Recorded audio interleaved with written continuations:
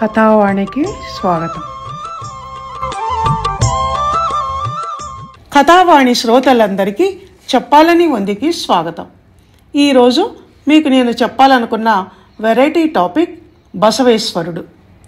మన శ్రోతలలో ఎంతమందికి బసవేశ్వరుడి కథ తెలుసో నాకు తెలియదు, కానీ భక్తి, సాంఘిక సంస్కరణ ఈ రెండు మిళితమైన అద్భుతమైన టాపిక్ ఇది. ఇలా నేను ఎందుకంటున్నానో మీకు తెలియాలంటే నేను వెంటనే ఆర్టికల్లోకి ప్రవేశించాలి. 11-12 శతాబ్దాల మధ్యలో కర్ణాటకలోని హింగుళేశ్వర బాగ్వాడిలో జన్మించి వీరశైవ మత వ్యాప్తికి కృషి చేసిన ఒక కన్నడ భక్తుడు, విప్లవకారుడు, భారతీయ తత్వవేత్త, కవి బసవేశ్వరుడు. ఈయనను బసవన్న, బసవడు, విశ్వగురు, నందికేశ్వరుడు, భక్తి భాండారి అని కూడా పిలుస్తారు. ఇతని తండ్రి పేరు మాదిరాజు, తల్లి మాదాంబ. చిన్నతనంలోనే శైవ పురాణ గాథలను అవగతం చేసుకున్న బసవడు ఉపనయనం చేయ నిశ్చయించిన తల్లిదండ్రులను వదిలి కూడలి సంగమ అనే పుణ్యక్షేత్రం చేరుకున్నాడు. శ్రీశైల పుణ్యక్షేత్రం ద్రావిడ, ఆంధ్ర, కర్ణాటక, మహారాష్ట్ర ప్రదేశాలకు సంగమం వంటిది.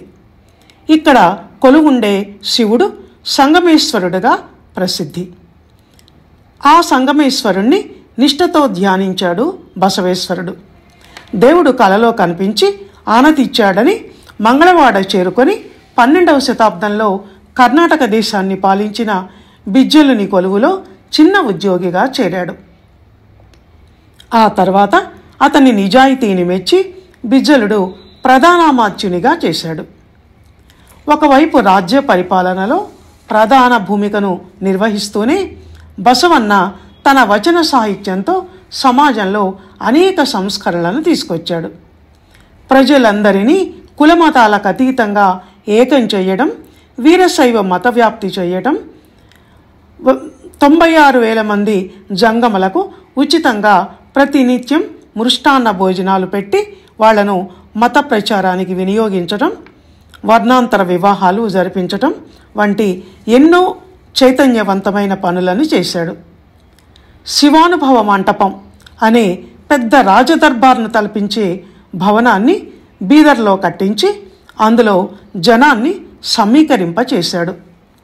కులమతాలకు అతీతంగా ఎందరో అక్కడ సమావేశమై వారి వారి సమస్యలను వినిపించేవారు. 770 మంది ప్రతినిధులున్న ఆ భవనంలో అనేక చర్చలు జరిగేవి. కన్నడ భాషలో బసవేశ్వరుడు బోధించిన సంప్రదాయం ఆ తర్వాత అనంతర కాలంలో లింగాయత ధర్మంగా స్థిరపడిపోయింది. బసవనికి ఉపనయనం, శ్రాద్ధ కర్మలు వంటి వైదిక కర్మలంటే చిన్నతనం నుంచి పడేది కాదు. అందుకే తండ్రి ఉపనయనం చేయాలని తలపెడితే నేను కర్మబంధాలలో చిక్కుకొనను అని చెప్పి ఇంట్లో నుంచి పారిపోయాడు. శివుడే సర్వేశ్వరుడు, శివుడిని మించినవాడు లేడు అన్న విశ్వాసంతో శివతత్వ ప్రచారానికి పూనుకున్నాడు. లింగాయత మతానికి బీజాలు వేశాడు. శివుడంటే ఒక కనిపించని శక్తి అని విగ్రహారాధనను వ్యతిరేకించాడు. వ్యక్తి సంబంధి, సమాజ సంబంధి, మత సంబంధి అయిన ఆయన ఉపదేశాలు ఏంటంటే మనుషులందరూ ఒకటే, కులాలు ఉపకులాలు అనేవి లేవు, స్త్రీ పురుష భేదం కూడా లేదు, ఆహారం, ఇల్లు, బట్ట, జ్ఞానం, వైద్యం ఇవి మానవుని కనీస హక్కులు. శివుడే సత్యం, నిత్యం. శివుడికి రూపం లేదు కనుక విగ్రహారాధన అనేది లేదు. శివుడి పేరిట పురాణాలు అసత్యం. దేహమే దేవాలయం, శరీరమే ఇష్టలింగం, పరమాత్మ ఆ లోపల ఉండేవాడు. శ్రమను మించిన సౌందర్యం లేదు. భక్తి కన్నా సత్ప్రవర్తనే ముఖ్యం. దేవుడికి ప్రజలకు మధ్య పూజారులు ఉండకూడదు. యజ్ఞయాగాలు, పూజలు ఇవన్నీ మూఢనమ్మకాలు. స్వర్గనరకాలు అనేవి లేవు. ఎవ్వరూ అబద్ధం ఆడకూడదు, దొంగతనం చేయకూడదు, కోపగించకూడదు, ఆత్మస్థుతి, పరనింద మంచిది కాదు. ఇవి బసవేశ్వరుని సిద్ధాంతాలలో అతి ముఖ్యమైనవి.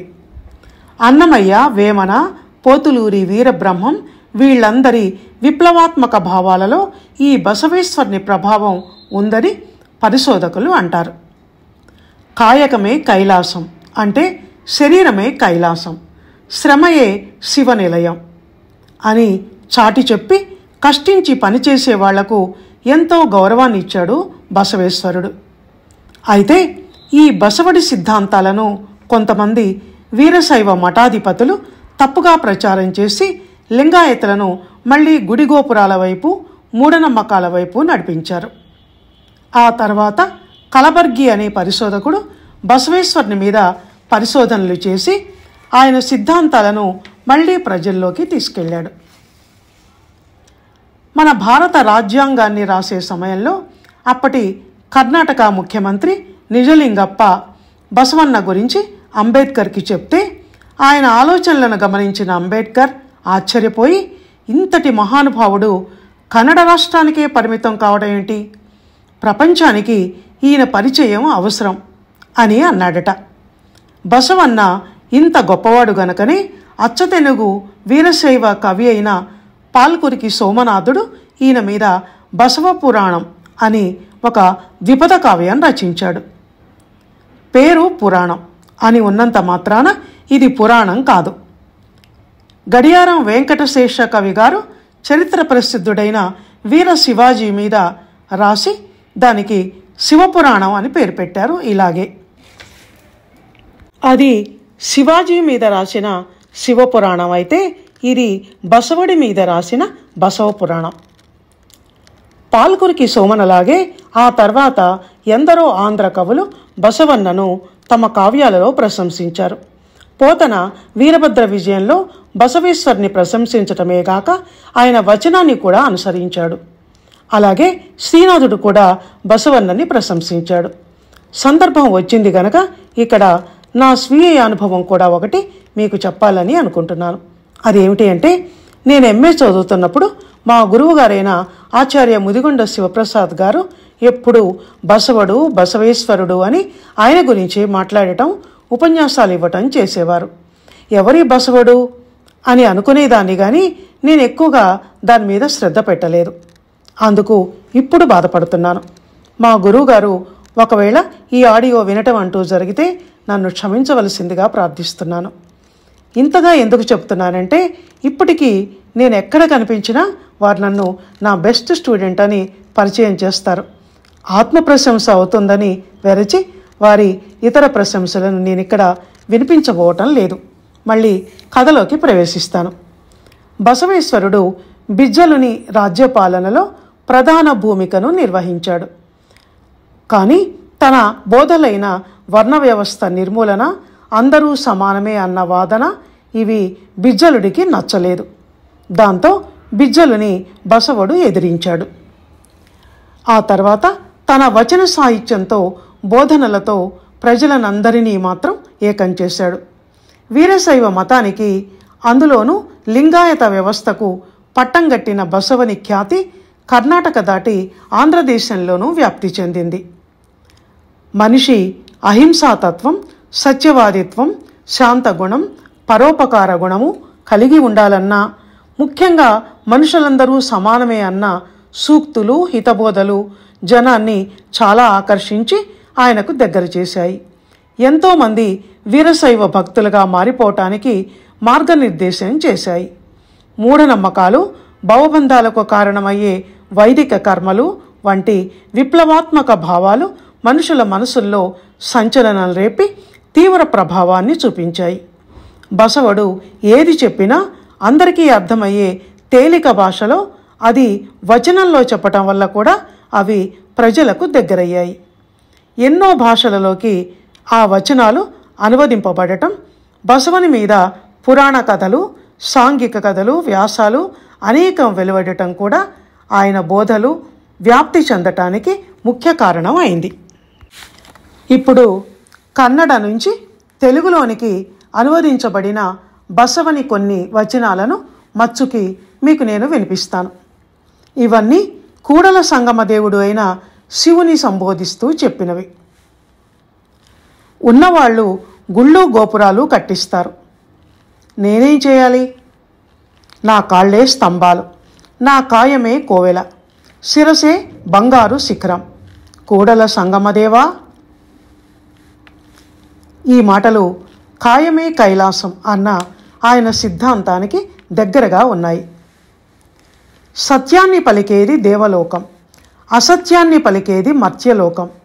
ఆచారమే స్వర్గం, అనాచారమే నరకం. కూడల సంగమ దేవా.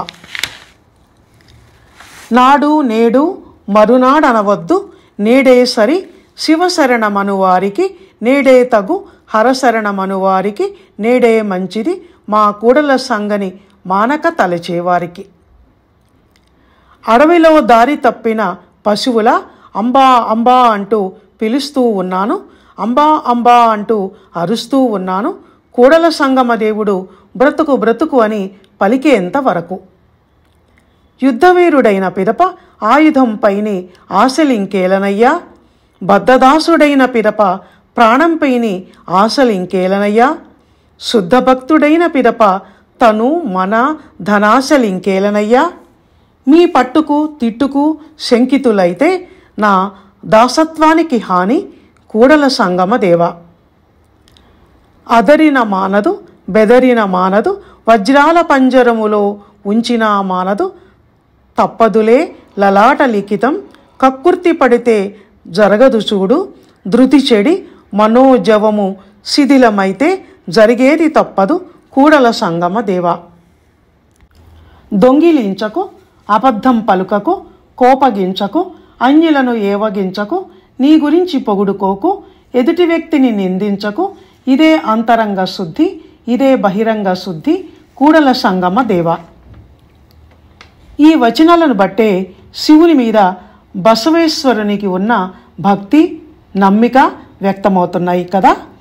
భక్తునిగానే కాక లింగాయత మత స్థాపకునిగా, హిందూ శైవ సంస్కర్తగా, సంఘ సంస్కర్తగా, రాజనీతిజ్ఞుడిగా, తత్వవేత్తగా, కవివరేణ్యునిగా, అన్నిటినీ మించి మంచి మనసున్న వ్యక్తిగా బసవేశ్వరుడు ముందు తరాలకు స్ఫూర్తి ప్రదాత, ఆదర్శప్రాయుడిగా ఇప్పటికీ అందరి మనసుల్లో అత్యున్నత స్థానాన్ని సంపాదించాడు. వ్యక్తికి, సమాజానికి మంచి జరిగే ఆలోచనలను బోధల ద్వారా బుద్ధుడు, మళ్ళీ అదే స్థాయిలో వచనాల ద్వారా ఈ బసవుడు భారతదేశ సంస్కృతిలో మహోన్నత స్థానాన్ని సంపాదించటమే కాక దాన్ని ప్రపంచ స్థాయికి విశ్వవ్యాప్తం చేశారు. ఇప్పుడు బసవన్న లేకున్నా ఆయన వచనాలు ప్రజల గుండెల్లో ఇప్పటికీ ఉన్నాయి. లక్షలాది మంది, ముఖ్యంగా కర్ణాటకలో ఆయన్ని ఎంతోమంది స్మరించుకుంటూ ఉంటారు, స్ఫూర్తిని పొందుతూ ఉంటారు. అలాంటి ప్రాతస్మరణీయుడు, మహనీయుడు అయిన బసవేశ్వరుని గురించి ఈ 4 మాటలు చెప్పే అవకాశం నాకు ఈ చెప్పాలని ఉంది కార్యక్రమం ద్వారా లభించటం చాలా ఆనందంగా ఉంది. ఎంతో భక్తి శ్రద్ధలతో ఇంతవరకు విన్న మీ అందరికీ ధన్యవాదాలు.